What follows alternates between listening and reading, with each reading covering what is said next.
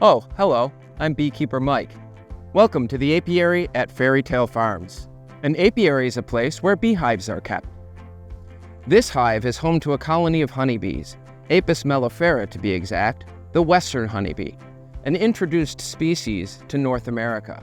Honeybees are social insects, which means they live together in a colony and help share the work and resources. Humans discovered that honeybees help farms grow more food. They decided to design a good house for honeybees. In 1852, the Langstroth hive was developed.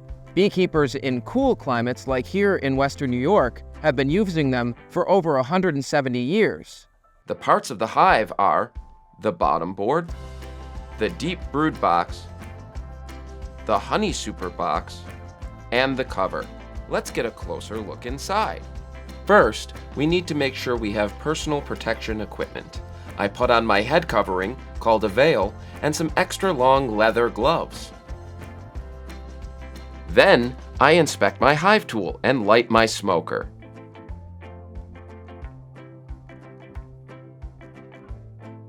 The smoke will help me distract the bees and direct them away from the part of the hive I am inspecting.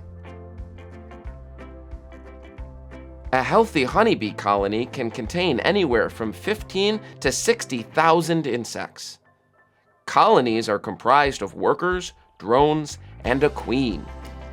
Each colony has only one queen. A queen can live for 3 to 5 years and can lay up to 2,000 eggs a day. As we inspect the brood box at regular intervals to keep our bees healthy, we look for signs of disease, pests, and malnutrition. Each frame in the brood chamber can hold hundreds of eggs. Over 3 weeks, eggs will grow into larvae and then pupa, before finishing as a fully grown worker bee. After 21 days, a new adult bee will chew their way through the wax capping on their cell and emerge to begin working immediately. During summer, a honeybee can live 45 days on average. Depending on the stage of their life cycle, a worker bee can have many jobs like cleaning and building comb, guarding the hive, and foraging for resources. Honeybees can fly up to 2 miles from the hive to gather pollen, nectar, and water. The sources of their food are varied and seasonal. Observe these honeybees foraging on some goldenrod, an important autumn food source here in Western New York. This goldenrod will produce a type of honey distinctly different from other honeys. By visiting so many different plants, honeybees are responsible for pollination in such a great degree that humans rely on them agriculturally to help produce 1 in 3 bites of food we eat. They will also share the nectar with other bees via trophallaxis, a phenomenon for social insects that involves the regurgitation and transfer of crop contents. This is an essential step in the storage of resources. Up in the honey super box, we can observe the end stage of this process.